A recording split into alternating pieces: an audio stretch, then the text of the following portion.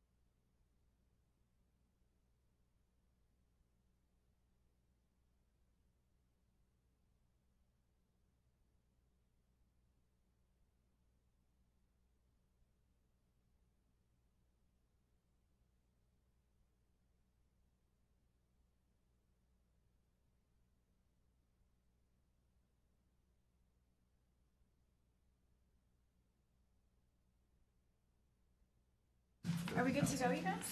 Anyone need a minute? I think we're okay. Okay, so are you good to go, Colleen? You're so far away.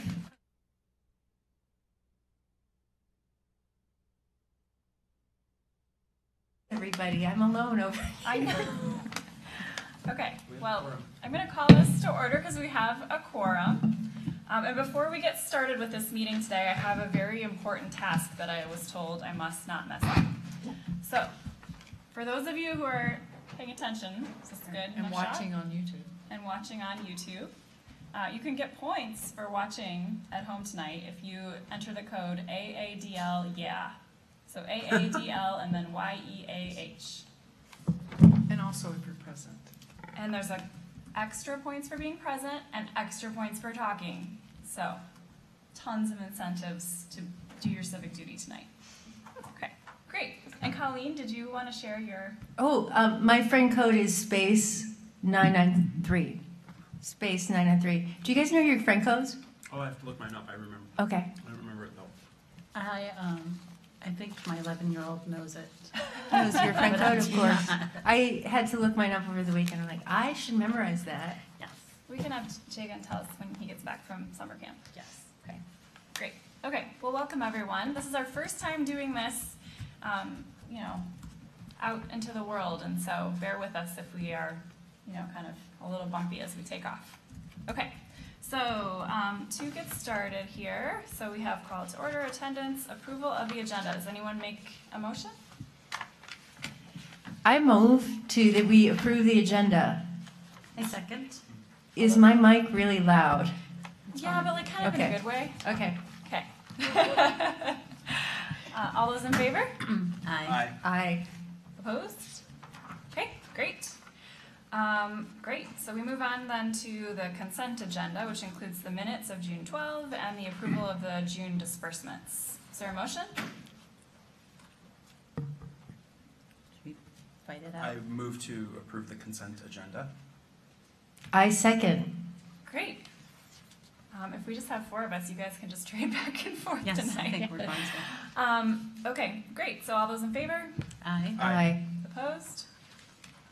Okay, that brings us to citizens' comments. I know there is at least one person already registered.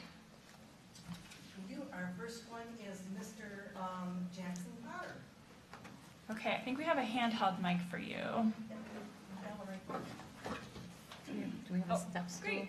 No, it's like perfect. Is that over there? So if you want to tell us, He's on camera. you want to introduce yourself? Is this going higher? You got to get it right. You're a pro.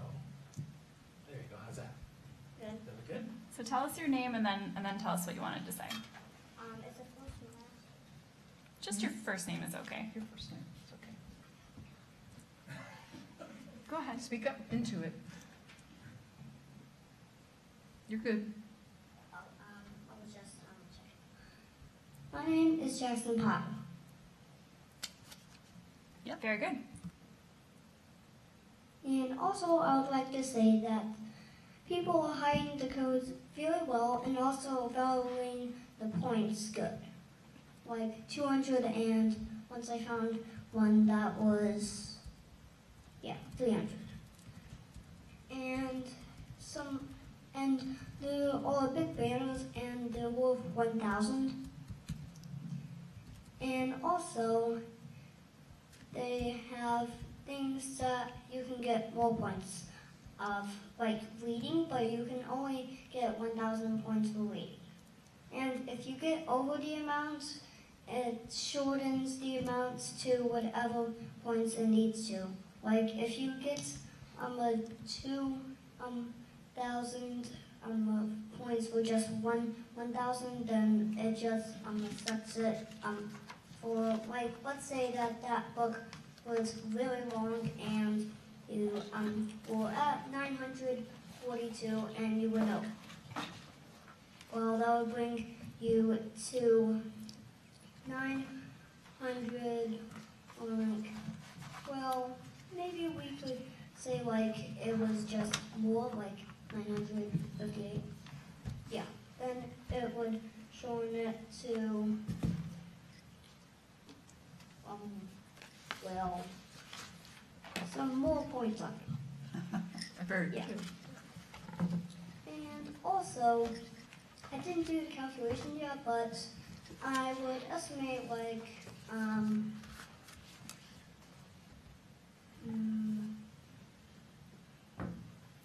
like 50 points added or more, or less. And also, I hope that you have a good summer game, and that's all for right now. Thank you. Here is your code for tonight, Tom. Oh, yeah, Got make it? sure you get Yep. that. Thank you, Josie. Yep, Close no, one. it's 1,000 points, you can't not get 1,000 that. points, Yeah, wow. 1,000 points, yes. I have not received any other. Is there anyone else to speak tonight for 1,000 points? Summer game? You do not have to have signed up ahead of time, you can just walk up here. Mr. Potter, I hope you encourage all of your young friends to come and speak, including my own children. Thank you. And if you all change your mind and want the points, there is a second period of comments at the end of the meeting. Okay. Well, thank you. That was a great way to break in the first use of the space. Okay, great. So that brings us to financial reports. Bill will join us. Good evening. You have my report in front of you. As of the close of June 30th, 2017, we had 4 line items that were just slightly over budget, but altogether our total expenditures, we were under budget by $816,405. Are there any questions? And there's a resolution. Yes, there'll be a resolution that we'll be asking to transfer some money for those 4 line items later in the agenda. What were the line items? I would appreciate knowing what they were. Professional services, materials, software licenses and maintenance, and repairs and maintenance. All right. Thank you. The software license stays stable, we know what it's going to be, right? Always? Not the repair necessarily. That's correct. Some of that had to do with our migration with the new email servers. And it's we anticipate the same fee Yes, annually. yes. Other Any other questions for Bill? Okay, thank you very much. So we'll get to that resolution later, but we're going to start with our committee reports. You all might notice that we added little timers, so we are not going to go to 10 p.m. tonight. So I don't think this will take us 15 minutes, but you have 15 minutes. Oh, I just mean, Oh, on the, okay, sorry. literally there's on the agenda a time. Yeah, nothing more sophisticated than that. I was looking. I can like time you on my. No. Okay, so Lynn was going to give us a report on the Director's Evaluation Committee. The executive committee met on the 11th last week. It was myself, Jim, and Jamie. We reviewed a proposal that was submitted by Bridgeport Consulting with a consultant named Sarah Winston. She has a background in leadership development training, 15 years worth of experience in nonprofit management, executive search work, talent development. And essentially the proposal is to have them present a turnkey solution so that we can have an evaluation for Josie, as well as a description on her essential functions at the library. We're looking to see if this work can come in before, I think, starting as early as this month. So later this month, and have it so that we can do a year-long evaluation with a report and summary by the end of this fiscal year. This was going to come in at $10,000. Can you, my email was, I got no email after the retreat and just assumed there wasn't any email coming out. So I finally got it reinstated and I'm kind of catching up. But tell me exactly you're expecting to receive? So we are waiting for them to respond to a request that we had made on an updated proposal to Right, I do the remember more. that, you want to restructure. Yeah, so we asked for an itemized list on materials that they'd like to pull together besides interviews with peer and aspirational organizations, linking Josie's work to the strategic plan. We're looking to come up with benchmarking protocols and get this this. $10,000 is going to provide these for Yes. us? Yeah. Yes. They provided us with, so Sarah gave us a proposal based on what she interviewed Lynn and I about what we wanted. And then after we told her what we wanted, she gave us a proposal and we read it and thought it was kind of like 80% there, because we really want to walk away with like forms to use to evaluate Josie. You know, we want to just be able to use stuff. We don't want to have another person help us, you know, with that process. So their proposal was a little heavy on the research side and not as heavy on the deliverables. So we gave them that feedback and they were really receptive. We're looking Can to you lean give less. me an example of a deliverable? So if you think about like when we evaluate Josie now, we have none. We just, you know, take a blank piece of paper and write up what we think about how she did this year.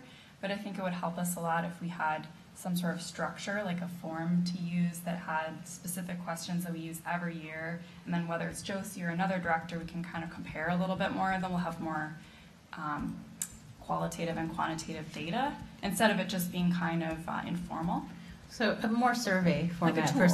versus a narrative. So I think we've relied too heavily on a narrative. And what we're looking for is a tool, a survey tool. But that has to actually have to be marked against what other institutions are doing too. So that's, I think that's what's been kind of missing from what we've been doing in the past. They're able to turn this around pretty quickly. We're hoping to have our first meeting the end of this month. But this is a proposal that's also on Josie's desk too. So I think that's where it'll land for final approval. Well, I know Josie will welcome this too. Yes, I will. Yes. And I will, and I gave feedback about the lack of deliverables as well.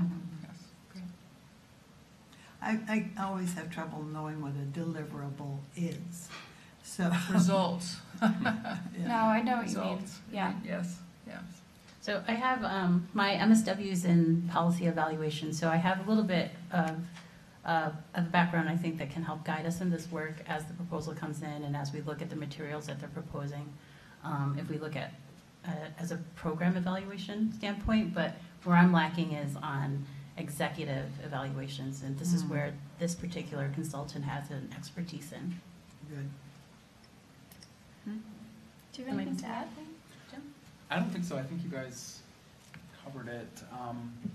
I know among the other deliverables, of course, we're suggesting actually a kind of summary of crucial duties and responsibilities that that are a part of the job, because we're all interested in documenting What's done? what is being done, both as a way to build accountability into this process, and also be able to communicate in the future about what are the essential duties of the position. Well, this has been something we've struggled with for Yeah, years. I agree with you.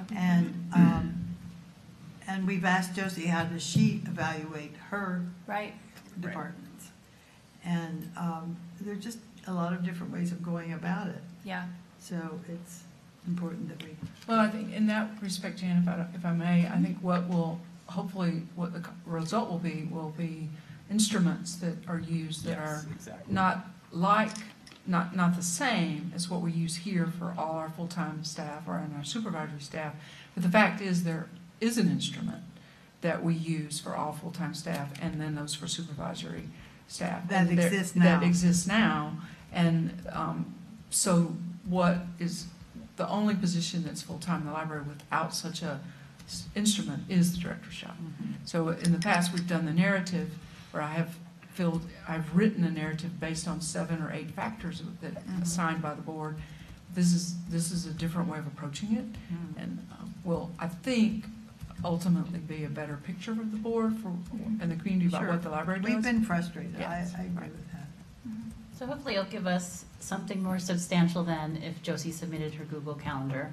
And, I mean, to get an overview of her daily work and also how her work over time aligns with our strategic plan, and then hopefully how we can support her in professional development and growth too. Jim had mentioned this, but I think it'll hopefully also inform us on succession planning too. Mhm. This is Which we something- have to have in place. Mhm. Right. Great, thank you so much. Yep. Any other questions for Lynn? Okay, well, the executive committee also met about strategic plan point 3.3, the section, what are we going to do about downtown? So we talked in the last meeting about how advancing that conversation as a large group is a sort of unwieldy process, and there needs to be some kind of give and take between smaller groups of people working on projects and then coming back to the larger group, and so that we can keep things moving forward. And we agree that I'm really glad to see that. When we first adopted the committee as the whole idea, yeah, was when I was first president. right, And former presidents, former officers who were not intimately involved with what we were doing yeah, kept saying, well, what's going on? I don't know anything. It was frustrating. yeah, And we thought we could get that worked in, but it seems to me that the committees that were able to get into deeper Yeah. things and then report yeah. actually wasn't a bad idea. Right, maybe we just had too many committees, or we had, it was sort of not functional the way we were operating necessarily, but yeah, I agree. Trying to do it all together, everything Everything, right. is just, Well, some things just need a lot of time and some things right, don't. right. And so we met to sort of start to talk about that a little bit, and we talked with Josie.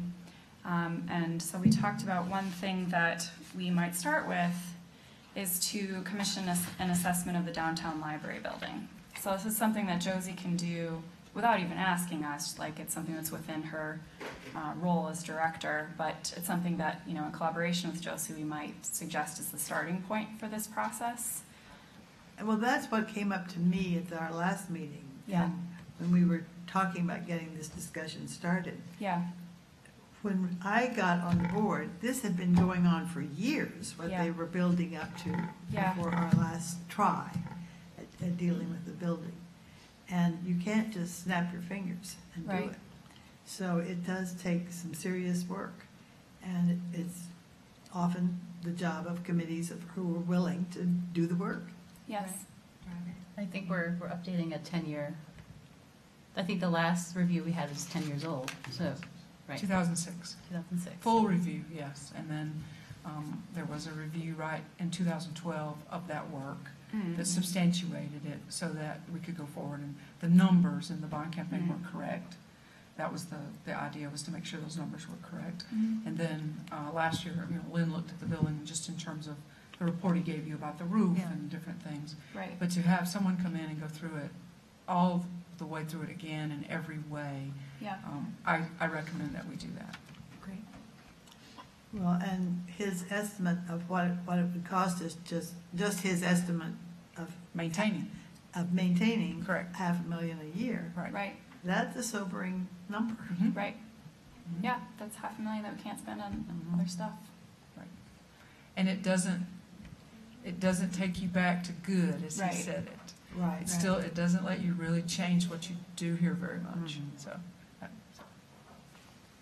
So we thought that would be a starting point, but we also wanted to work with Josie to come up with more of a plan. So, something more formal that takes us from there to somewhere with intermediate steps. And that's something that we were sort of thinking we might ask her to do. So I wanted to see what you all thought about that as a first step. Seems logical. It seems like the right first step. And if it's not, we could go back, take a different one. But it's something that, when we had the conversation last month, I think there was a lot of struggling in that conversation. Yeah. And we'll be able to have more informed conversations if we start with this. Yeah. Who conducts that evaluation? A construction company. The construction company that we worked with to do the wall, who has built some of the branches with whom we've had a past relationship, correct? Likely. I haven't Great. talked to them, but Okay. likely, Okay. yeah. It's not something that requires like a big RFP. It's No, like Which sort of a is smaller great. part of the No, process. Right, okay. But there will be things down the line where we will And need it's to, the right expertise in the right place. yeah, right. Other questions? Okay, Well, Josie, do you know how long this would take? Which piece? the first. The first bit. piece? I'd have to, what does it take to assess the building? A month to come in and go through it? Yes. Once we work out the program, the contract, the work itself, and what the expectations are and what that deliverable would look like, I think for them it's 30 days, about 30 days. So it's mid-July. I would expect something by the September board meeting. If they're free to do it, we can do it by the September board meeting. We should have that. That'd be great. That's in my head in a bigger calendar. That would be what I'm looking at. I'm looking at 3-month to 6-month pieces, and this one is about a little less than 3-month piece. But it's the first piece. What have we paid for that in the past? I don't remember, Jan. That was such a long time ago. I don't honestly remember. So it's nothing compared to other larger construction company contracts that we have to do for major projects.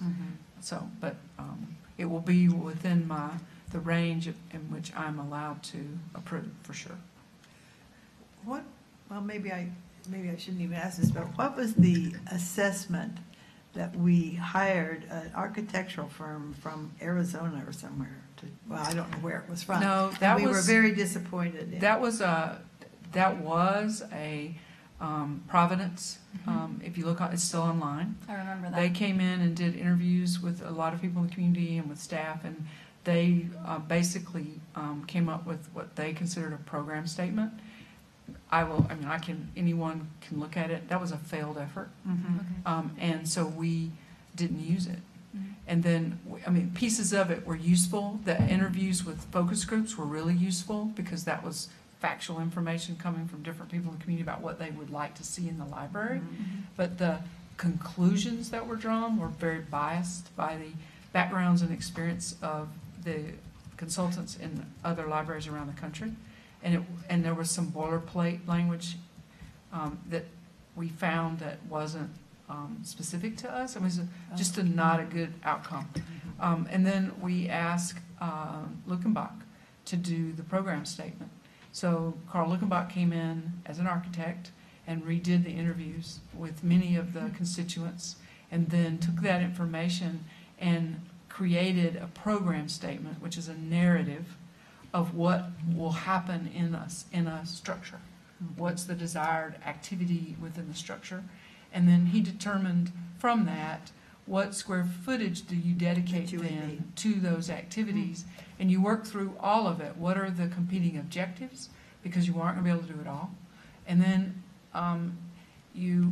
he, with the staff and with the board and with people from the Friends and other people who are directly impacted by the, what are the right words for the space when you're next door to adjacencies. Thank you very much. I was still trying to say competing objectives. The adjacencies in a building have tremendous amount to do with how well it functions. And so working through the adjacencies, and it's one thing to work through the adjacencies in a 15,000 to 21,000 square foot space that's pretty wide open. It's another thing to do adjacencies in a at the time we were looking at 160,000 square foot building that's 5 levels. And then, so all of those things. So Carl did that, and he came out with a program statement. When that program statement was done and accepted by the board through an RFP process, selected Luckenbach Ziegelman to design a building. And the library board then agreed for Luckenbach to go ahead and do 75% of schematic design work, so that there could be a better understanding of what the building would look like floor to floor. And then there were some elevations developed to give some idea of what the massing would be on the street and a little bit of idea about what the outside would be. So we had a 75% schematic done in the mid-2000s. When the board made the decision to seek a bond, it was determined that that building was not necessarily the building that would be built with that bond. So those schematics and those elevations were not part of the bond campaign. So I hope that if we do this again, we know that whatever we're hiring an architect to help us do will be, if we're going to do a bond campaign, that that's what we're going to use them for. It's a lot of money to not use it. Right. Yeah. And do we, I remember a discussion that we don't necessarily have to do a bond. No, we don't. No, Right, no, exactly. we don't. That's So that's not why I'm being necessarily careful outcome. with my language. Right. No, you're a governmental unit like any other, and so you are able to bond without a millage, but there are things that have to be taken into consideration if an institution does that, and I'll just say it quickly because it's come up.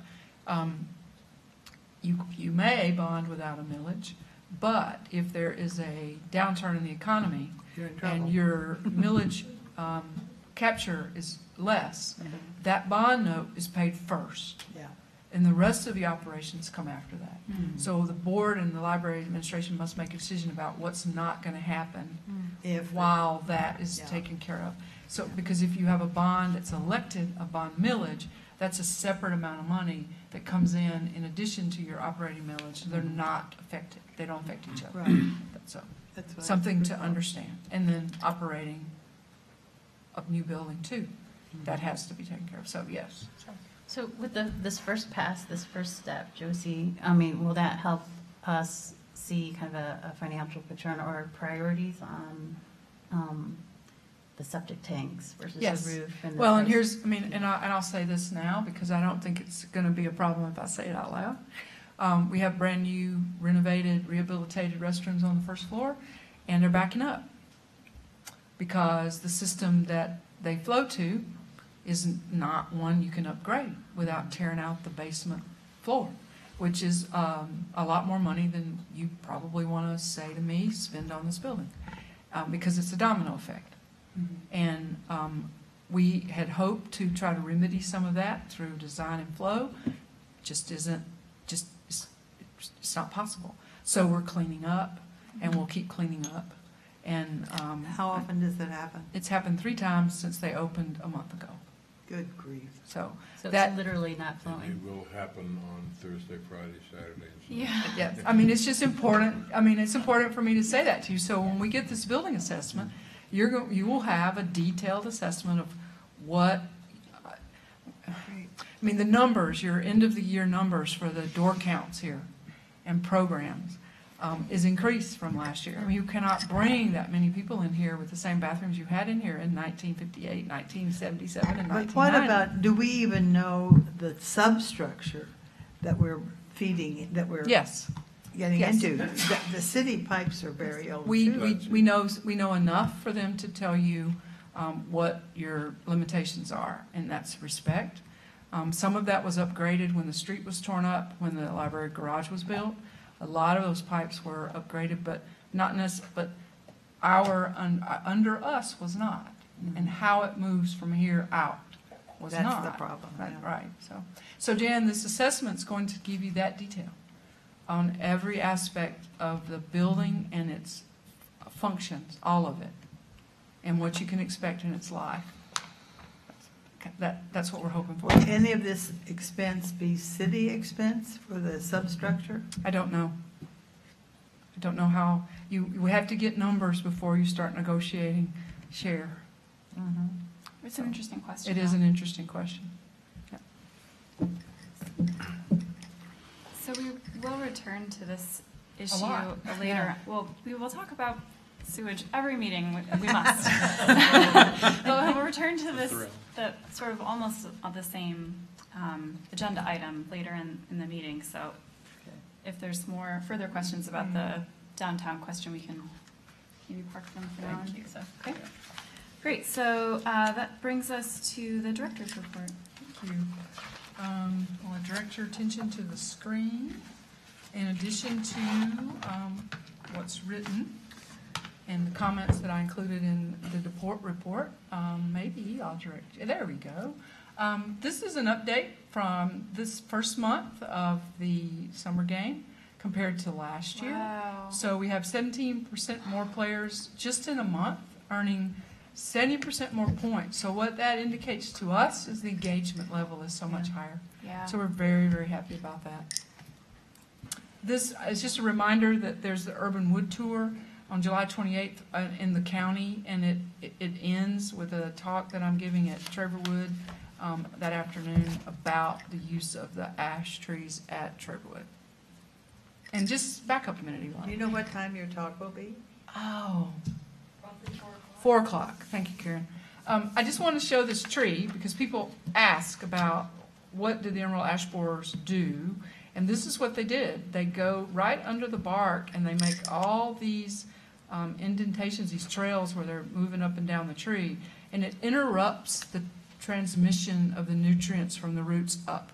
It cuts it off. It starves the tree to death is what it does. And so for those of you who know what xylem and phloem are, you have a little idea about how this works. And so there are 5 or 6 of those in the building. So children trace them with their fingers. So. This is a result of up to a current number. After 1 month, we partnered with AAATA to promote the ride and to promote the summer game. You can see that there were about 2,500 redemptions of the bus code, which is outside the bus, about 662 of the inside bus code. Saturdays, anyone rides the bus for free if you have your library card. And then they have a code on their website, so you can see there are far more redemptions of that than the others. Actually, it's the common net one. So, just so you know, I go to the DDA board meetings. I go to a committee meeting that's the downtown, it's called the Downtown Partnership Meeting. And the DDA has their annual State of the Downtown report, which I talked to you about in the director's report. I recommend it to anyone who's interested in what the DDA actually does, what they're doing currently, what they're considering doing. It's a lot of work, and whether one agrees with it or not, it's a lot of work. Their board meetings are monthly, and they're open to the public, and anyone can come and make comments there as well. But I do go as from the library, so I am the president. So I wanted you to know that. This is just a photograph of the Traverwood outside the youth windows, and Lynn will give a better update later with better pictures. This is on the agenda tonight something about the website development and what's going on, and that'll come up. And this is our June event attendance, and I just want to show it to you. The 210 events, 11,000 adults, about 11,000 kids and teens coming. It's an average of 105 persons per event. But what that means is you can have an event with 30, and you can have an event with 1,000, and all in between. So this is June. But last Saturday, we had our Summerfest at Betts Park, and we had over 1,000 people attend. It was amazing. Colleen was there. It was very fun, and we saw people we've never seen before at anything we've done, which is very gratifying for our big family event. So we're very happy about that. It was great. It's like Where right was by my it house. exactly? It was right by Veterans Betts Park. Park. Veterans Park, Yeah. Saturday from 1 to 4. We had we had all the games, a lot of the games that we circulate that are yard games, we had them out for people to play. Oh, I see. We had a local group that does what I call acrobatics, circus acrobatics, and including trapeze. And they set their trapeze up in the middle of the center field of a baseball diamond, and they gave 2 shows, and then they talked. They were very engaging. They made themselves very accessible, so kids could ask all about the training and how they do what they do, but they're trained locally, so we were very happy to have them there. You can see the trapeze. One of the people are performing right in front there. I think folks in the audience also attended, right? Use your hands. Mhm. Yep. You I guys were want to there? say Good. something about it that was, there were 2 things that were really cool. I was told what I could check out. The long games, everyone said, you can check these out at the library. Go check them out at the library. If this looks like fun, you can do it. And then the volunteers that we had, I know Shoshana was very glad and was working very hard to get the volunteers implemented. And some of the volunteers that were there were just so excited and happy to be there. And that was pretty neat to see that mobilized. It would have been very difficult to pull off an event with 1,000 attendees without the cohort volunteers that we had. They did a fabulous job. How many were there? Ooh, I don't. I mean, how many 20, volunteers? approximately 20. A couple dozen. Yeah, a couple. I mean, it was quite a few people, and then a lot of people on staff were there. So it was good fun. And I want to just say I thank the city. They worked really hard for us on the permit for this, because this is not an event like anything. We had the entire Vets Park except the skate park. It was AADL everywhere, and it was swarming with people everywhere. Great. And so we're very, very happy about that. So. How did you publicize it? On the website, on banners, Facebook. on I've seen. Facebook, and so other forms of social media. The And you had a truck, beautiful on our day. truck, and we Didn't had hurt that you had a nice no, day. and we did have people see the food trucks we had there and all the activity and come in to see what's going on, which is really good. Yeah. So Do you think you'll do it annually? don't ask that. I don't think you want to ask Is it too people. early to ask that? I think Are you all exhausted? I think we will. We learned some things, and weather mattered. Yeah. There's no way to move it.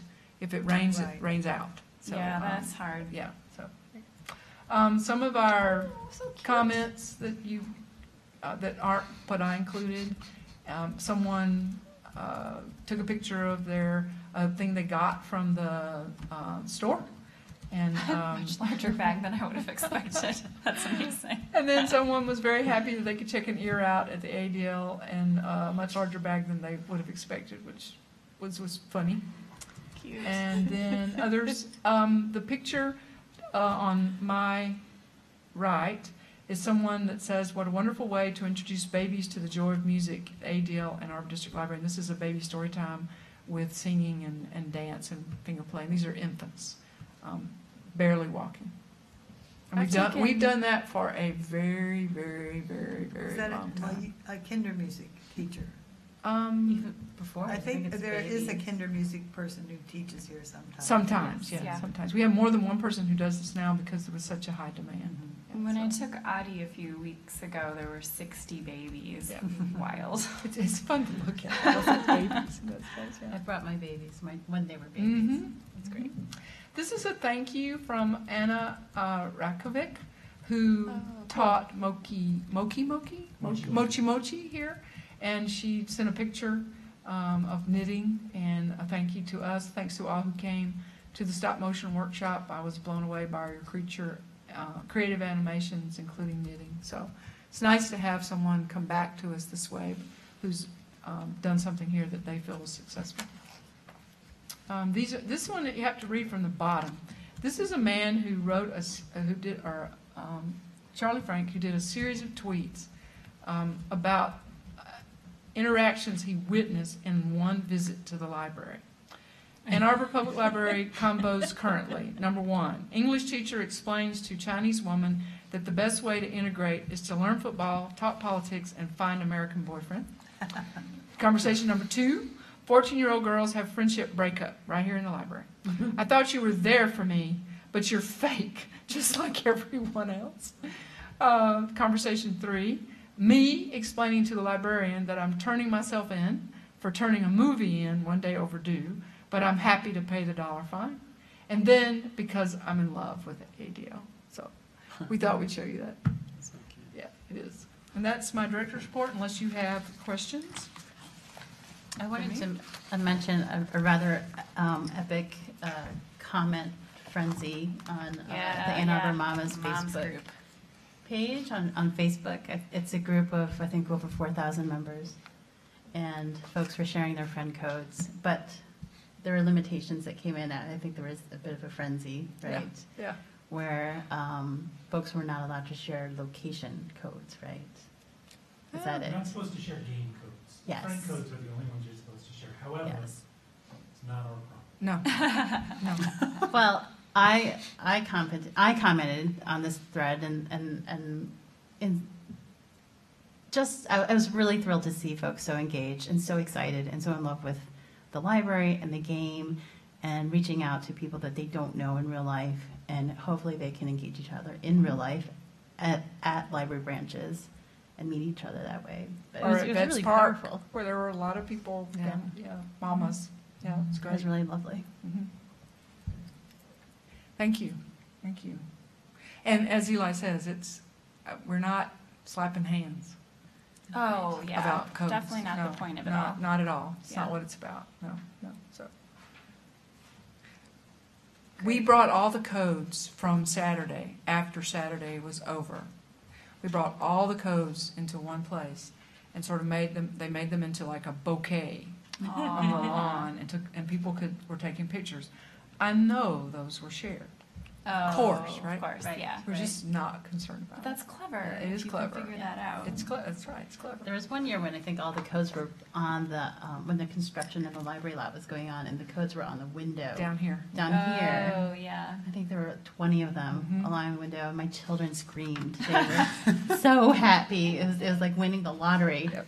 And they sent it to their father right away. It was the most wonderful thing they'd ever come Good. across. They loved it. Good. Thank you, Josie. Thank you. Okay, let's see. So we move on to old business. So we're back to the left downtown. So we took a short detour to see cuteness.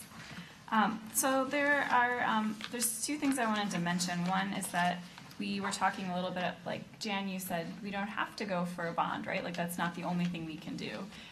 So one thing I had kind of talked with Josie about is that maybe we should learn, because, Jan and Ed have done this before, but the rest of us are new. Maybe we should learn a little bit more about what our options are if we are thinking about improving this building. And so, like you had mentioned, we might be able to bring someone in to educate us. Yes, I mean, there are a series of steps we can do. We can have a bonding company come and talk. We've done that before. Okay. And they walk you through all the legal options that you have to bond, whether it's through a millage or not, and what the risks are and what the advantages are either way. So that's something that we can do, and that's usually done here in a board meeting, so that everyone gets that information and has it. I think doing that up front, closer to the beginning of the conversation, helps you as you move through all the information to know what's possible, so that whether you plan it or not, you as individuals will be able to think about it intellectually, what's possible. Also, donate development is another way to fund a building project. That's a way many of my colleagues across the country have to do it, and it's not out of the realm of possibility for us to do it that way as well. So there's more than one way, and there's combination of a way. And so I'd ask a bond company to come in and talk to you about that. How long would we, and if we do it during a board meeting, is it something that would make the meeting like extra long or No. sort of? No, they make presentations all the time, Okay. and their information isn't different. I mean, it's to a political unit, it's the same. Yeah. And so they are ready to do it. And then they would just answer your questions, half an hour. Okay. Yeah. So what do you all think of that? Having that conversation in public seems right, and giving access to it, a half an hour, even 45 minutes to that. If we take our discussion of 3.3 yeah. and say this I is like that. part of what that is, and then that time then goes to that, makes That's sense. a good idea. Does the bond company talk about the development piece of it, or what happens what Yeah. if philanthropy pays for part of? They can, they know, I mean, they know that world in the sense of, Okay, we putting it can bring that together. up in the questions part of that Mhm. conversation. So they're not just selling their own expertise. no. Jan and Ed, is this duplicative for you? Is this information you know already? It may be, but it sort of brings us all into the same, we've had the same conversation about it, even though it's educational in nature. It does seem to be a platform, and it builds on okay, so say in September we get the evaluation back. Yeah. at the same time, either in the August or September meeting, we do this educational piece. Does that seem like a highest, best use of our time to get us to this place? I think we have to. Yeah, okay. I don't think it's an option. I think it has to be done. Okay, so this is not duplicative to you in terms of education, the idea. You know, we're at the age we forget things too. I forget things every day, so. Great. I walked up to the fourth floor tonight all proud of being early, and so I don't know, I think you could forget things at any point in your life. Okay, well, it sounds like people are into that option, so maybe you could let us know what might be possible, which meeting? Yes. And this would come after the evaluation? No, it doesn't have to. Okay. I think it doesn't have to. So if it's something that can happen sooner than September, then I can find out. It might not. So it just depends on timing. Scheduling. Yeah. So September, if in some ways, if you got both reports at the same time, it might make more sense. So if I go for September, I think that would be better. Are we sure we're having an August meeting? Sometimes we don't. I forgot to mention to Jamie that that when there's not an item on the agenda that requires a vote, sometimes the board does not have a August meeting. We could not have all those other meetings. Yes, but I didn't put it on the agenda as a question. So tonight, at the end of this meeting, you may as a group decide, depending upon what you decided about business going out. Okay. That you can not have an August meeting and move this to September. Well, I know I won't be attending, so you Okay. need to know that for a quorum too. Yes, right, we do. Thank you, Jan. What about the financial business? The financial reports, we have, in years when we've not had an August meeting, and sometimes when we don't have a December meeting, those are combined with the next month's. So we can do disbursements 1 month. 1 month. 1 month late. We wouldn't Okay. go any further unless we had an emergency. Yeah, Go got it. 1 month All late, right, thank you. So it sounds like it's maybe better, I'd rather do it when as many of us are here as possible. Yes. So even if we do meet in August, it seems like we shouldn't do it then. Okay. Will the bonding agent give us information on similar bonds? Yes. And then within the state, or? Yeah, mostly within the state Mostly and within- locally, because that's generally how bonds are sold. People, munis as they're called, I mean, people pick up school bonds and who buys them, how they're marketed. I mean, there were people locally who wanted to buy into the library's bond and were clearly interested. So that's not such an issue because our credit's so good. But the other thing that they make clear, and this was something that happened in the campaign, was people took the estimates of what the worst case scenario would be for the payback on a bond and as a given, and they used it as this is what it's going to cost. In fact, you may get a positive vote by the community that allows you to extend bonds through a millage. And you as a library board can get that forecast and look at those numbers and think, this is too much money. You do not have to go immediately out to do that. You can wait till a more favorable point in time. You can delay that project. And that's something that was very hard for us to recover in the narrative because the library board's in control of that. And so the library board would not have sold bonds at those outrageously high numbers. But when the bond person comes to you and gives you that range, they have to give you that range. Right. So it's there. So. But they will talk to you about the success. They will talk to you about how they've been done other places, what way, that kind of thing. Yeah. Great. Do state laws impact, and are they able to change and throw us off? I don't know of any legislation currently, and I keep up through Bill Tracker and through other instruments we pay for, subscriptions that I keep up with through that and through the Michigan Library Association.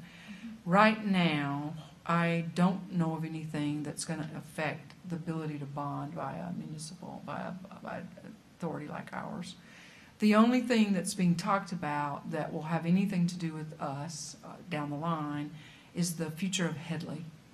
and how Headley's impacting now so negatively on counties and cities and some townships that they're beginning to talk about a constitutional change regarding, because that would be what would be required.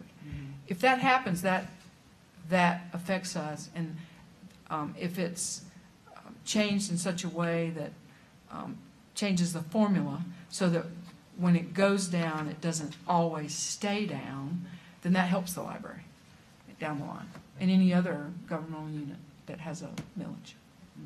So we'll see, but right now, that's the only thing I know of that's out there that's remotely tied to funding for libraries. So the other thing I wrote down that I wanted to make sure to bring up again was this idea of having citizens advisory group. We talked about that a little bit in our retreat, and then we didn't advance it in the retreat, but there was some enthusiasm among at least some of the board members, I think, for a group of people that would be sharing what's important to them with us, and then who would have our best interests in mind when thinking about their networks, down the line. So I wanted to just bring that up again and see if people think that's something we should pursue, if people have, concerns. We discussed this a little bit in executive committee, and I think that the sort of the little slight shift in thinking that we were talking about had to do with sort of reframing as an advocacy or sort of ambassadors type of group. So really the purpose of the group is to have them kind of hooked into what's happening at the library and be able to get out and speak and advocate on behalf of the library for a variety of things, some of them related to Objective 3.3 potentially. I really think personally that could be a really important piece of our future. And we wanted to kind of move away from the word advisory, as in the sense that we are not looking for advice necessarily, but we are looking for people who are really want to be engaged with and really have a high regard for the library and want to get out there in the community and make sure people are getting good information. You want to do extreme vetting of your ambassadors. Well, there are ambassadors, Jan. I know. So we will all have to vet them. Do you see any downside, Jim? No. How large a group are you thinking about?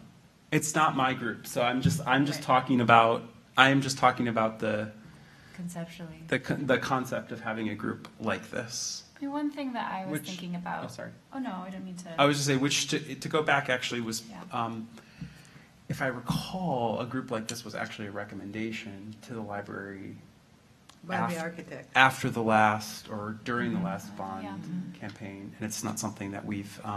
Well, it happens. Had It gotten happens around. on them. They rise to the occasion just because of their interest. It does happen. But I can't decide. Are you thinking about a formal invited group?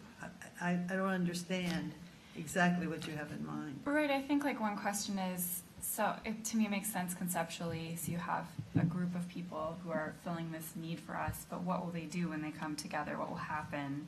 I think especially the types of people who I was thinking it would be useful to invite are the types of people who want to know how much time do I need to commit and exactly what will we be doing when I come to this thing. I love the library, but I'm very busy. So I think that's a good question, Jan. I think when we met, one of the thoughts was that many of us come from very specific communities and backgrounds and experiences in different experiences with the library, and it would be interesting if we could find folks who can share their own experiences. So it's more like a storytelling. So tell us, what are your experiences? What are your expectations of the library? How can we answer your questions? And how can you interpret what the information we're giving to you in a way that makes sense to your community, right? So it's less, I feel like it would be more grassroots and direct communication with folks versus this is everything that's on the website. Here's a PDF and a link to the website. here are our plans for 3.3.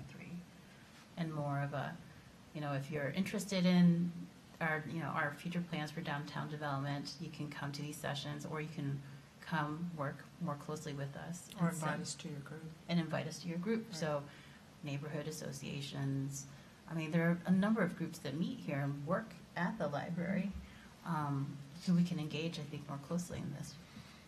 These things can go sideways in, if they're not managed. Yeah. So I don't see many downsides either, unless we don't structure it in such a way, or have a process. Yeah, I was thinking, well, we have this professional staff here who could maybe help us think through how this could function. The biggest risk on going sideways is you then have people in the community saying, the library asked me to be on a committee and they didn't give me anything to do or a real Yes. job, or I thought they wanted advice from me, or I thought Right. I'd have a voice and I didn't get a voice, Right. and then I was just a name, and then they don't feel good about the experience. So And it's you've the- named exactly what has happened in the past with volunteer community members.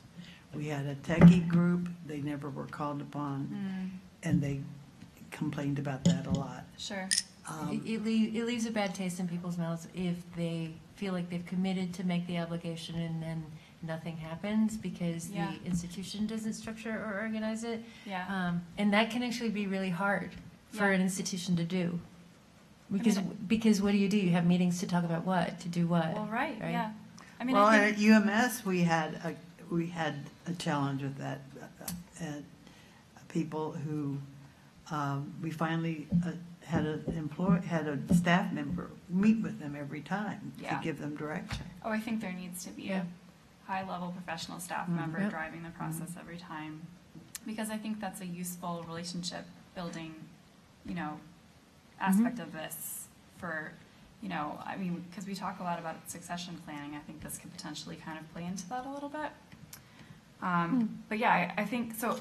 I think it's really good that you both have this idea of what we don't want to do now, because it'd be worse if we just thought it's going to be great, and like we weren't looking out for those pitfalls. So I think you hear that I'm not saying it's a bad idea. Exactly. I'm saying that let's make sure that we think about these things. No, I think that's smart.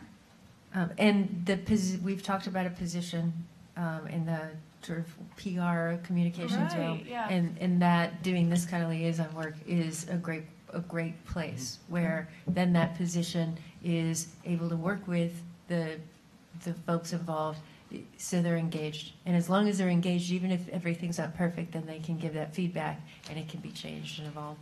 And that position's being posted this week. Oh, okay, great. Exciting.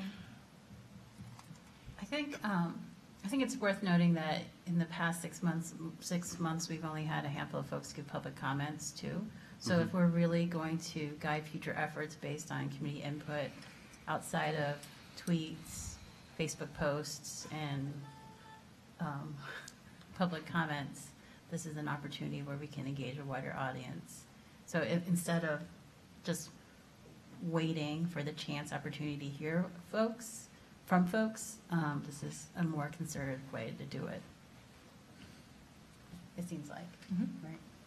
Yeah, I agree with you. Jim, you were going to say something? I think, two things are on my mind. If we are walking down the path to a different, idea or a different reality for downtown, Bless you. one of the key things is going to be just having people who are already a part of the conversation before the conversation becomes a big one. Right. And secondly, I am interested in a way for, a set of community members that would like to make an investment in the library to be able to do that, but not to the level of having to become a board member necessarily. But maybe as an entree to becoming a board member at some point too. So I also see it as a way to kind of start to learn about the library as a potential pathway to maybe having one of these chairs at some A different point. kind of succession, but succession. Yeah. That's what you meant, wasn't it? This idea of succession being, okay. Because, you know, it'd be great to see a little bit more representation and rotation Yeah. on this board Right, over time, right. you know? So like library operations 101. Yeah. We can start with the septic tanks. That will be. Yes. Yes. They must come up in every meeting. Yes. Now that we're on the internet, we can't say, well, they really are. Yeah. So, like, I know when we've talked about this before, I have heard other concerns, so I want to make sure that we're getting them out on the table. Like, Ed, I think you were maybe, you know, I think you had some reservations about this idea before. I don't want to blast on forward with it without. But Josie, you've already posted somebody to be organizer of this? Oh, no, that's the PR job that we Oh, talked about. Okay. No, that just, you know, we are hiring someone to do that, so maybe they would have a role in this. Mm. No, we talked about the PR job, like, that was the Mhm. big thing. Yeah. Part of the budget. Right. So communications and marketing manager. just Communications to and be marketing. I'm clear. sorry. Not public relations, right. Yeah. I should be correct. To back up a couple of steps, you had talked about when does development or fundraising enter the picture?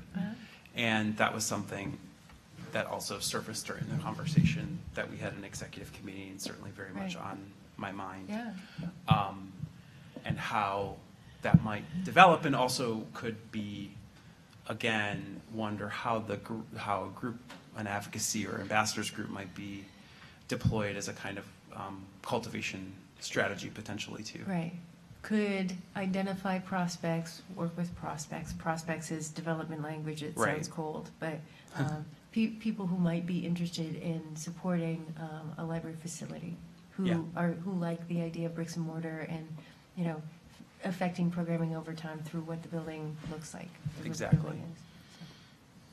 So, I think you're right, completely, and to think that way, to think about the people who may have the ability to give in time, but not exclusively. It's how do we tap into knowledge, because there's so much we as individuals don't know. So how do you create groupthink in the constructive way? Mm-hmm. Yeah. So what if we take this idea and give it to Josie and her staff to kind of think about some scenarios and then return to us? I really don't feel like we've come to a place where everyone's like enthusiastically like super excited about this, but I think that's okay. Like, we need to talk about it again, but I want us to have something else to talk about. I have no concern except for the execution of it, which Yeah, we don't exactly. want it to be laborious, and it should pay off. I agree with you. That's, That's somebody pretty- write that Pretty down. succinct, yes. Yeah. Does that sound amenable to you all? What do you mean by it should not be laborious? Because it seems to me, having lived through it, that it is laborious. Such is life. Okay, it should not be overly laborious in terms of what is the effort put in versus what is the return on that effort in terms of advancing the library. Sure, so some efficiency built in. Yes. So my experience in groups like this is they can become, if you don't have forethought, you can get a lot of people with different ideas moving in very different directions, and then there's just too much chasing, and there's not that moving in the same direction fluidity that you want to have happen. What it does is it burns time and burns energy, and then you're reacting to instead of moving forward. So the laboriousness gets in the, okay, so say you invite 50 people to be on a committee and they all say yes, and then you have to manage 50 people and engage them. That becomes a pretty big task for the institution. Welcome to public service. True that. Well, we want the people to end up still loving us afterwards. I think that's an important part of this. Like, we don't want to. It's okay if we are tortured, but we don't want to torture them. I think. I think it would be. I mean, I think if we look at it as an extended engagement or an extended relationship with the community versus coming to an event, coming to story time, paying your dues. You know, it'd be great if we could get kind of a longer snapshot of how we work together, right? And then have that kind of contribute to the next 5 years. You know, tell us what the last 5 years were like. Please stay for the next 5 years. Please stay in Ann Arbor for the next 5 years. What would you like to see while you're here? Yeah. So I think it's just extending the conversation, extending the relationship. Hopefully, it's beneficial for both parties. So it's not just asking folks for time. The way Jamie surmised it was perfect. I think that gives us a consensus about, let's come back to this with a few ideas about what a plan might look like. Okay. Great. Okay, thank you. Thank you, Josie. So that's all I wanted, that's all I thought would be, you know, I don't want to do what we did last month where we spent so long talking that it was hard for us to, you know, really be on our game and think. But if there are other burning things that we can't leave till next month, this will be the time for the downtown 3.3 Or September. or September, depending on when we meet next. Okay. All right. Okay, so we move on to update on the Traverwood Branch Library Capital Project. Good evening. Hi. Hi, Lynn.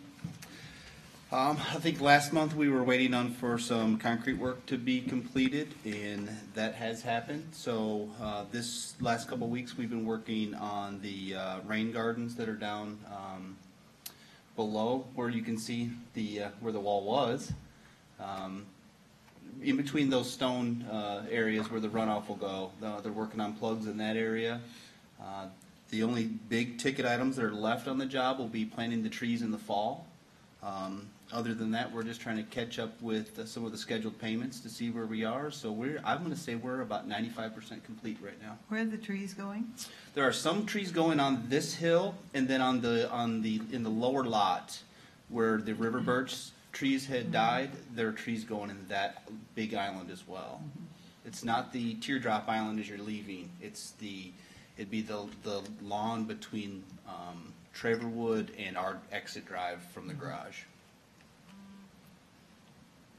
And there's a before picture right before we started, and there is the hill as it stands now. So much better. Do you think the space would ever be used for events? Is that or? You know, since we started this project and being on site, I've had a few people coming to different programs bring up the lawn in the lower lot where we are going to plant some trees. Okay. They talked about that, if that was mowable or if that they could put a blanket out. I don't know if we would do events down there, but patrons have mentioned Like certain having a grassy areas. picnic. I don't know about this hill because Okay. the grade's steeper than it looks in that Right. picture. Yeah. Oh, okay. That would kind of be, I wouldn't want people walking up and down through there. Yeah. Plus, when that's established, those rain gardens, some of the shrubs you can see in there, they'll probably be about 4 foot tall. Oh, So okay. we tried to make it an obstacle for sledders. Yeah. We did right. do some I was plantings. thinking Sledder when I Yeah. saw that. Yes. So, you can see some of the erosion sediment control still be there for next month or so. But we are getting very, very close. There are a lot of sledding options up on the northeast side. There's Sugarbush Hill and Leslie Science and Nature Center, so we can always, Redirect. yes. Well, we definitely would redirect. Thank you. If it snows again. Yes, if it snows again, that's right. Do you guys have any questions? No, there were a lot of questions before. It's kind of nice to see the final product Yes. more visually. Well, in a lot of the landscape we're doing to, I guess the ornamental plantings are starting to come in now. So I think, September or even August probably we'll get to see some of the color, Nice. which will be really nice around the building. Other Okay. questions for Len? Thanks, Lynn. Thank you. Thanks, Liz. All right, that brings us to something that I'm so sad Victoria's missing this meeting. Oh, yeah. She's been like waiting for this. She always asks about it. We'll be sure to Well, go over she this can with her watch it when she's on the returned. She can watch it, and record. we'll also give her any time she needs. All right, so website update. So we're in the midst of a huge project. So first off, I want to go through what is a tentative timeline. We've given you a timeline before. This is as firm as it has yet gotten. There's still a number of known knowns and known unknowns and such in this timeline. But the one thing we're still in the process of talking with MCLS that operates Melcat about just how far out we need to stop allowing Melcat borrowing. They're saying 4 to 5 months. We're negotiating, and we'll see what we're able to work out with that. But we have to have all the Melcats out of the system on the day that we migrate. Right. So that could be a Melcat freeze as early as September 3rd, which is the Sunday right before Labor Day. All right. So that's a potential. We hope to tighten that up, but that is a likely date at which Melcat would need to stop. Then we have an acquisitions freeze, meaning we stop adding new items to the catalog because that has several weeks of stuff in it at a given time, so that has to stop before the migration, so there's nothing in the midpoint at the moment of cutover. Then a request fulfillment freeze, which means we stop filling holds on Christmas Eve. Then a request freeze, you cannot place holds over the New Year's Day weekend. And then a closure and a cutover, we are currently looking at January 2nd. January 1st would be ideal, but the vendor who we're working with will not have their people available on that day. So we're looking at an additional day of closure. After the 1st, we'd be closed the 1st and the 2nd. And on the 2nd, we would all be working furiously to get the migration actually done. It's a good opportunity to do it, especially Christmas and New Year's is a slow time for circulation. So it's a very good time for us to not be filling holds because not too many people are desperate for their library holds between Christmas and New Year's. I was going to ask you that. Like, I would sort of have the opposite guess. You know, you'd think that people would be stocking up on DVDs for the break.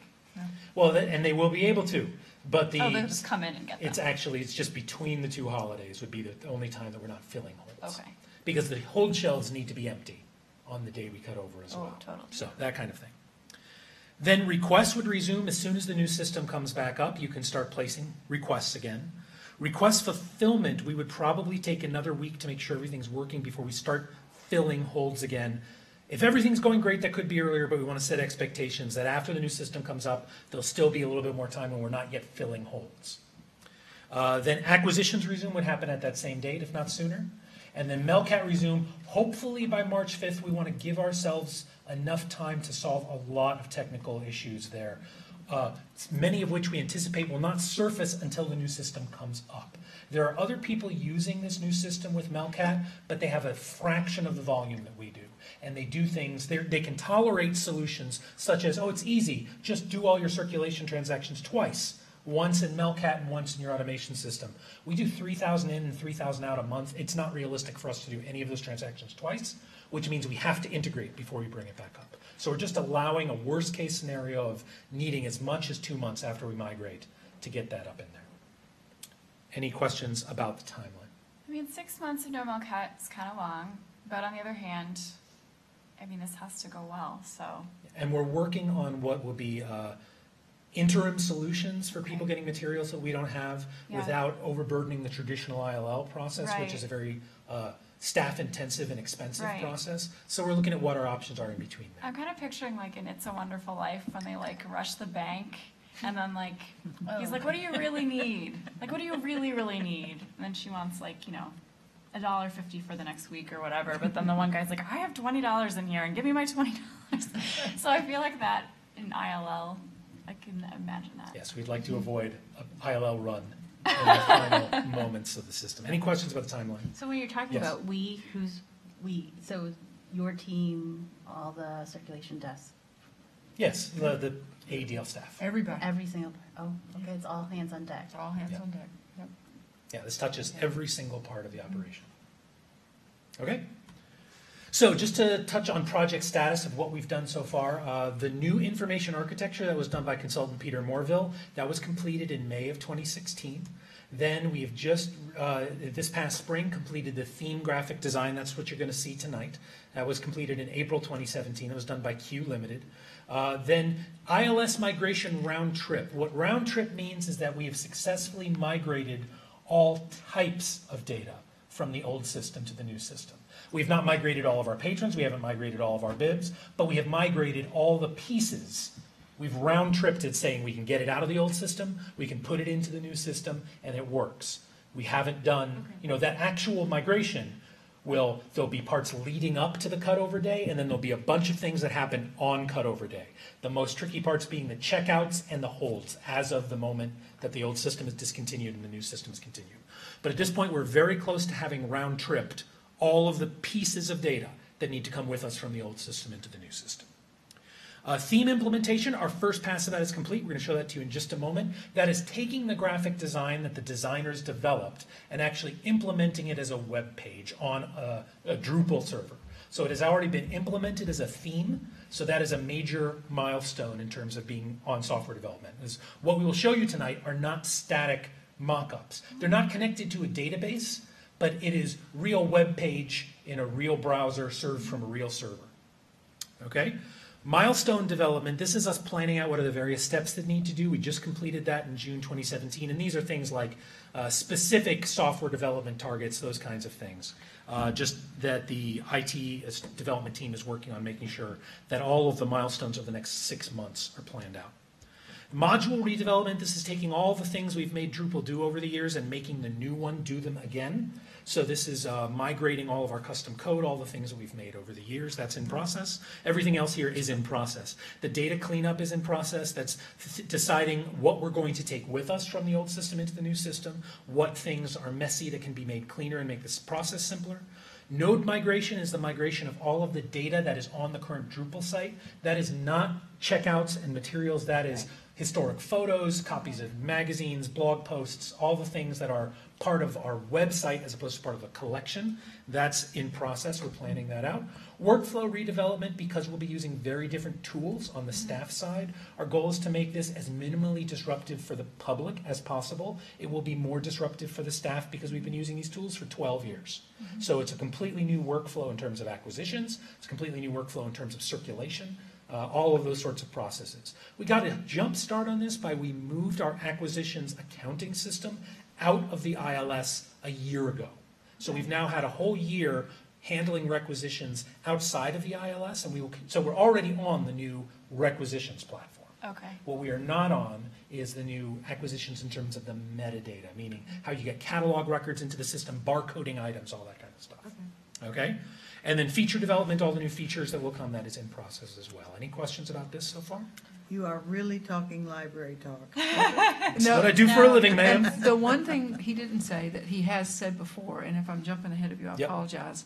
One thing that will happen in this timeline, when we cut over, we will not bring fines forward. Yeah. So all the fines will be waived at that point of cutover, January 1st or whatever it is. And we estimated what that was going to be in the budget process. So just a reminder, fines will begin again within that first checkout period for people.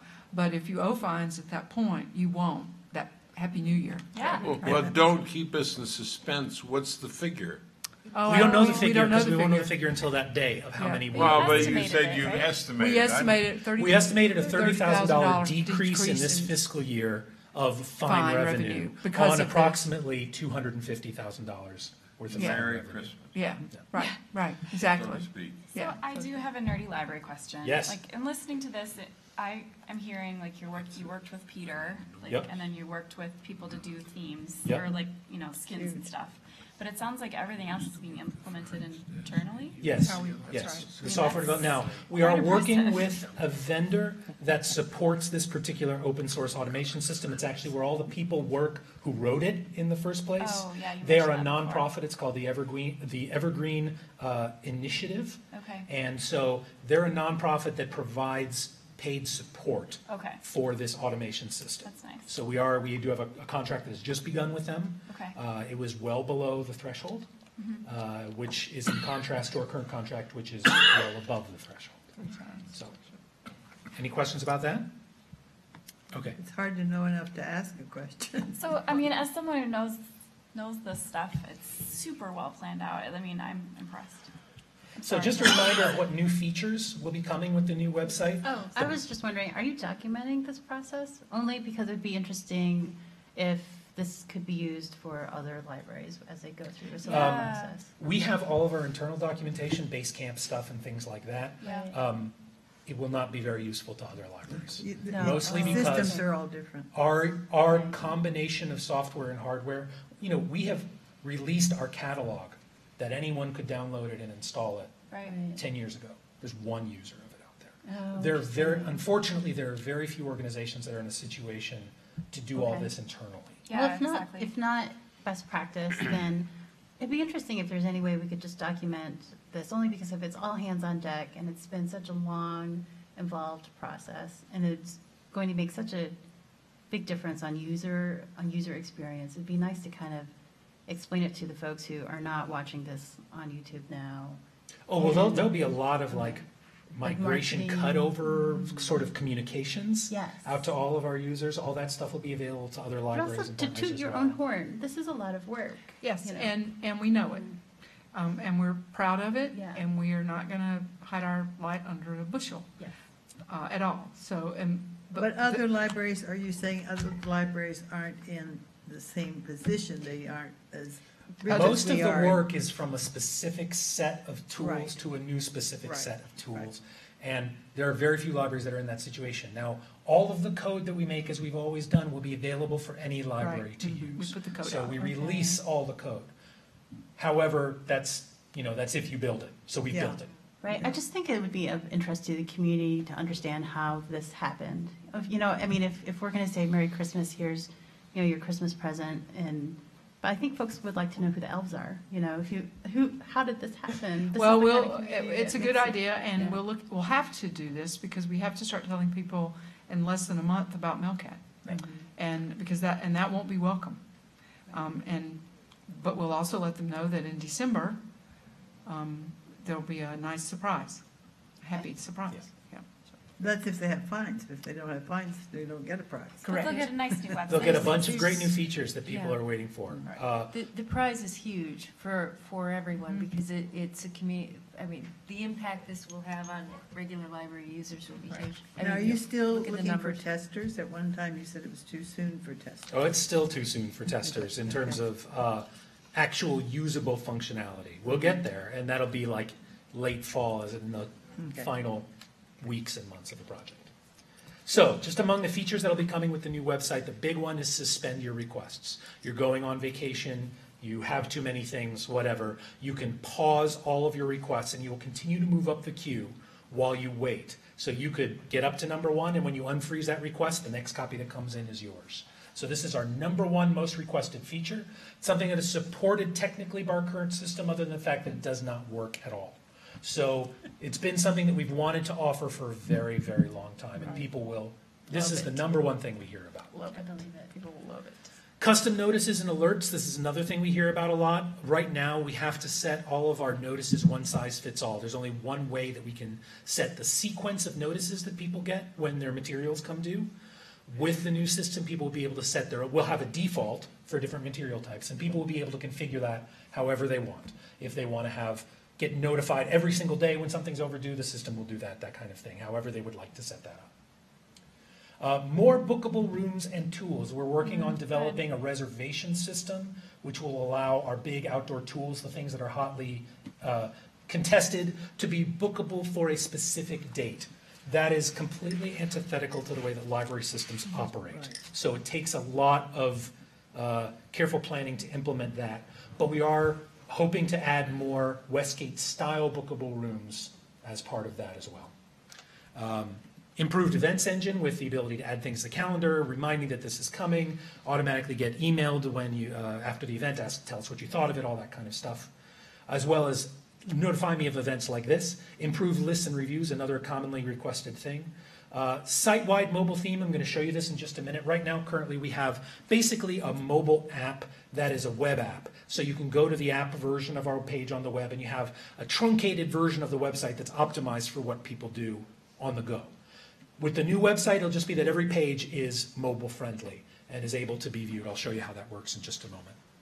A new music archive. This is something we've already been doing this with our download collection, and as that grown into local artists. But several other libraries have done projects where they have really strongly branded their local digital music archive, and this is a good opportunity to kind of take that content that we already have in the project that's already going on and just kind of relaunch it as part of the new website with something with a name and and a place to download that material. That's great.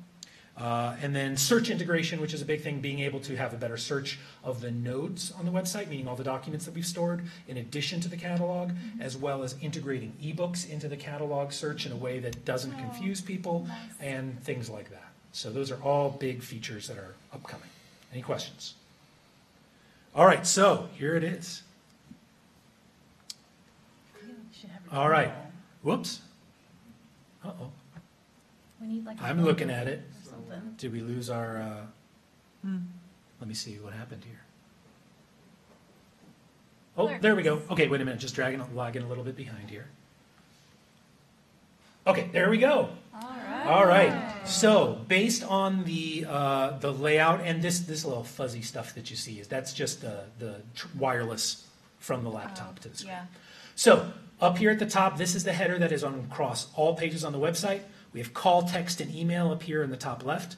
We have get a card and sign in up here in the top right. Our top level nav is simply about us, collections, which includes the physical circulating collection as well as our digital collections, events, and services. We have, by default, a search box on every single page. You can, it defaults to catalog because that's what most people want to search, but you can choose collections or website or all of the above. One thing I should mention as we're going through this is about the look and feel. It is not so much about the content. This is all placeholder content being held in here, and there's a lot of change that will be coming in this. But the idea is for us to take the graphic design work that the company has done, implement it as an actual web page, and see if we have all the building blocks that we need to make the different parts of the visual design. So Eli, what does collections mean in the context of that search? Collections means if we go to the collections page, that's the catalog page as well as all of the different things you can browse, as well as the local history collections and the podcasts that the library produce. This was something that Peter tested very carefully during his information architecture work, because this was the #1 most challenging question. What do you call this? And of course, there's the whole collections means you've been sent to collections kind of thing. But that, in testing, proved to be less of a concern than as library people are inclined to worry about. And is really the most inclusive term that includes all the different things that you find here. And then the catalog is a thing within collections. That's why up here at the top, you see catalog. So we'll come back to that in just a minute. Okay. So this is for features, things that we're pushing. This will not rotate on its own. One of our design guidelines is nothing happens without a click. Okay? So you can page through this, and basically the idea is on different page loads, different ones will come up the first time. So we're showing people a different starting point from this. You know, they might, some people will get page 1 loaded in, etc., but it does not auto advance on its own. Nothing on the website will change without you clicking to make it change. Good. All right? That's good accessibility design. So here's our feature stuff. Here's news and event highlights, for example, just similar to what our front page blog is like now. Then you've got About Us, Services, and Events Calendar, which is a thing that people constantly are asking for. Then especially for kids and parents, teens and adults, people with disability, news and reviews from librarians and staff. Then you have what we call the Explore bar. This is something that is configurable by users. We expect that most users will use the default. This appears several places on the site, and it basically, you can see, here's a fiction slot. You can choose the new fiction and the top fiction. Here's nonfiction, etc. So different types of material all get here, and it jumps you right into the new and the top. We are retiring the word hot in favor of top. Oh, thank you. So that is, top should hopefully have its own utility there. So we've got magazines. Controversy over hot? I didn't know about this. Okay. I don't know that there was explicit controversy amongst us anyway. But. No, but it's something that it's just generally, it's a word that has attracted ire. Okay, you replaced it with what? With top, as in these are the top items at the library right now, as opposed to the hot items at the library right now. You should say Then we have the Community It's like Explore very bar, 1995. the Podcast Explore bar, social media icons, and then the mega footer, as they call it in business. Where's Now, Pulp live? Pulp Yeah, has its where's own Pulp? front page, and we'll get to that in a few minutes. Pulp is one of the few things that retains its own identity as part of this website. Most of our local history projects will be folded in, we call it the big hug, but Pulp will retain its own site, and basically Pulp posts will show up here. Okay. They'll be like new in Pulp and that sort of thing. Now I want to show you here quickly what happens when you're viewing it at different sizes, and we'll see if this looks okay. All right, so This is tablet size now. Let me grab the edge here, make sure I got my counter. So you saw computer size. This is tablet size. As you continue to go to smaller and smaller screens, then it pops over to phone size. Okay, so at phone size, you get this here, and then all of the things that had previously been side by side are now below. So there's no, and you can see some of the things that had great big pictures now have smaller bars. So there, and then the things where you could see an entire bar across, now it's one thing that you swipe right to left. So all of the pieces that are on every page are there on mobile, and it just knows how to collapse them into more mobile-friendly sizes. Okay, any questions about that? It's All right. clean. I know, it's really clean. So moving on to just the About Us page, just real quick. This is relatively static content. This is the quick links list that Peter developed in conjunction with all of the interviews that he did. This is what a likely landing page could be, the vision and the mission statement, those kinds of things. Again, this isn't about the content, but this is like a relatively static page, what it would look like. Related links along the side, see also, and then also some events information on almost every page. Any question about Us? Okay, so we skipped forward to this, but you'll see the Explore bar at the top of the catalog. Of course, you have your search bar right at the top. You have this Browse list, which is something that we know we will hear a lot about if it goes away, because it's such a quick way to get into whatever part of the collection interests you the most. You can see this still has the hot on it. We didn't update this to show time. You can see, yes, that is not pleasant. Then our community collections, then the podcasts, and again, just like the rest of the other pages. Any question about this page? All right, over to the events page. On the events page, we have, is it still loading? Page not found. Uh-oh. Page not found. The new topic. Troy, is there a different URL for that? Okay. While Troy's looking at that, we'll go over to services. So the services page, this is something that, again, up at the top, this is similar to the content that we currently have on the services page, but we also, this is the home for subscription databases, and we're able to give them a much more prominent spot here at the top of this page, as opposed to putting them under research, which was a tab that people didn't necessarily come to. I wish that we could do something like this that makes the databases more visual. And it helps that we only have about 20 of them, That's true. as opposed to 2,000. Yes. But I do think it's nice for a database to have to look like a book. Yes. Yeah. Otherwise, Yeah, it's very like, what's a much so. database? Try again? All right, thank you, Troy. There we go. So here's the events page. This uses the front page elements from design, but instead of featured services, it's featured events. Then we have upcoming event highlights. These are things out of our specific events that have been marked for special promotion. Then we have upcoming this week, a couple links that you can get into it. Featured lecture series. These are the things that happen over and over again. Then there's the calendar. And then here's a jumping in point to different types of events for different audiences, as well as the browse list. And then here's an explore bar just for events. Wow, that's great. Yeah. It looks wonderful. Who did the photos? Are the photos just in-house? Was it by They're staff? mostly things that we've in-house. taken for the annual report and newsletters and things like that. Great. Yeah, it is. We're trying to get away from the little tiny thumbnails and use more large images and have less sort of stock photography sort of things, more custom photos. No, it's So that's what we've got to show for the website. That's great. Any questions? Yeah, it's very nice. Thanks a lot to Troy Leonard on our staff. He did all the implementation of the design into a Drupal theme, and he's done a great job with that. Nice Yeah, job, Troy. thank you. Thank you. Okay, any questions? Are there design standards for titles of events at this, given how this design is laid out?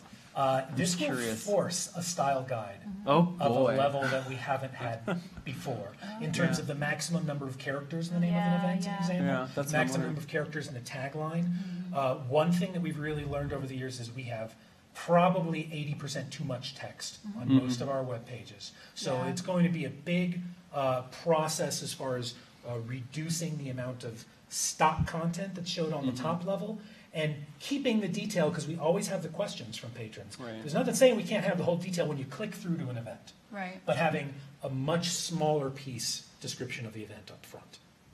Yeah, and this, I will say that this is a choice list of events to make them fit in the space available. right. And we'll be working on those as we go.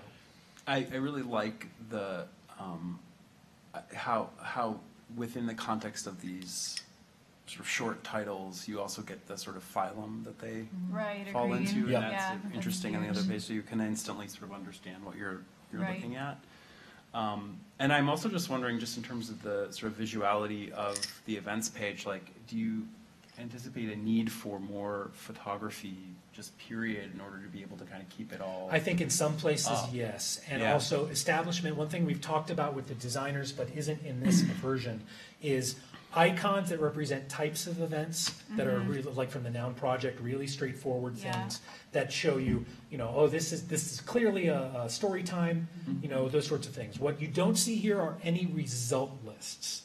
So there's a Okay. unified theme for catalog search results, event search results, local history search results. They all have the same template. Okay. And in the place where the cover would go for Right, for yeah. a book, that's where we need a nice photograph for the event Yeah. to go as well.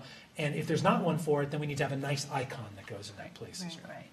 Does that answer your question, Jim? Yeah. It does seem though like you'd want to use the icon as little as possible, so that does push you to have a nice photo ready. That would be a workflow thing for sure, yeah. Yeah. There was another question. Oh, I'm also just wondering about, in terms of just kind of the style choices, which I don't think we don't really have like a unified style guide at the library at this moment. Not really. I mean, But- there's some pieces of Yeah. blogging style guides as far as like dates and things like that. Yeah. But I guess I'm thinking more about color palette, that kind of thing, because of course there's a decision being made here about a black and white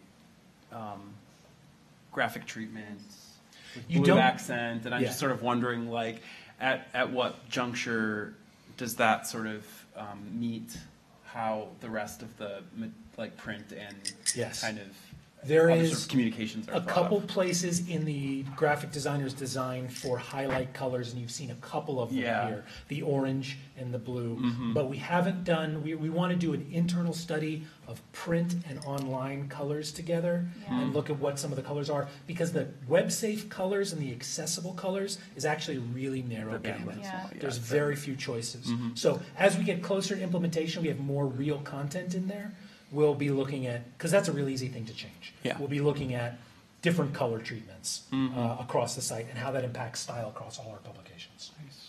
And I do think like if you feel a lack of color, like the photographs are really gonna have. Yeah. Oh, I have no Okay. problem with lack Okay. of color. Yeah.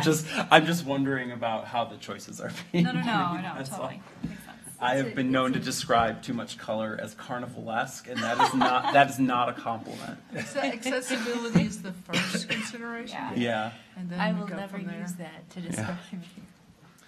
So that's it. One more thing I wanted to mention for any summer gamers who might be watching is that as part of this, Yeah. Summer Game will need to completely be rebuilt for 2018. Oh, boy. Because the current Summer Game will not be coming with us to the new website. So we will be working to launch a new Summer Game that is very much built upon all of people's favorite things, the codes and the points and all of that kind of stuff, and changes some of the things that have emerged as bigger challenges over the time. So Summer Game will be all new for 2018, and you're going to love it. Does that mean though we lose our points, like we lose our fines? No. Okay, I'm just checking. That's We not might have some either. kind of a buyout of some kind, but we are not going to be throwing away anyone's hard Oh, I earned like a points. buyout. Oh, yeah. It feels like a magazine. I really, Yeah. but in the pictures, it's like vinyl record covers. I really like the feel of it. It's great. Okay, thank you very much. Thank you. Thank you. Yeah, amazing work, everyone. Holy cow. And I guess you have your work cut out. Yeah, that's a lot of work. So we have just one little bit of new business, this resolution to make the changes that Bill talked about. I think we actually, yeah, great. So we have Bill for questions, but we should have someone read the resolution first. I will read. Thank you. The board resolves as follows: to transfer $2,423 from salaries and wages to professional services. 2, to transfer $2,675 from salaries and wages to software licenses / maintenance. 3, to transfer $2,035 from salaries and wages to repairs and maintenance. 4, to transfer $15,745 from salaries and wages to materials. 5, that all resolutions and parts of resolutions that conflict with the provisions of this resolution are rescinded. Need a second. Second. Thank you. Okay. Questions for Bill? Or anything you want to say, I guess? No, unless there's some questions. Well, we had some questions about it earlier, so it would make sense to not have them now. Do we feel ready to vote? Okay. All those in favor? Aye. Opposed? Okay. Oh, August. Thank you so much. So before we get to the last chance for citizens' comments, and there are points, so you should do it even if you just say your name and that you hopefully love the library. So we should talk about whether we're going to meet in August. So Jen, you know you'll be gone. Anyone else know that they'll be away? I want to make a motion that we don't meet, because if we're having robust executive committee meetings in the meantime that don't establish a quorum, but move along the things that we want to do at the next meeting in September, and then we anticipate at least a 2-hour meeting in September where we take up these 2 items as discussed previously. I think that taking August off is a resource saver in a way, because then it's not like, okay, let's just do a board meeting for the sake of exercise. Yeah, I agree. And I think we are going to come through some stuff now where we really want everyone to be there. If someone misses something, then they will not be part of, like you said, the consensus building. So I would second your motion to cancel the August meeting. Great. That's an official second. Okay, so is that something we can do as a quick resolution? Yes. Just a motion? Okay, great. All those in favor? Aye. Opposed? Okay, great. So no meeting in August. But yeah, anyone who sat here this whole time and wants more points? Yay! I can't bring my daughter in August to get points. Yes, I know. Now you must get them. So if I must get our them. convention is to say your name, Yeah. and formerly we would ask people to say their address, but we're now broadcasting, so we're collecting the address for the public record in a written form. So, but you don't feel like you have to say it in the mic. Okay, sure. My name is Ann Dulcher, and the few things that I wanted to comment on, besides getting my points, was that the event on Saturday was wonderful. We attended that with several kids and really enjoyed that.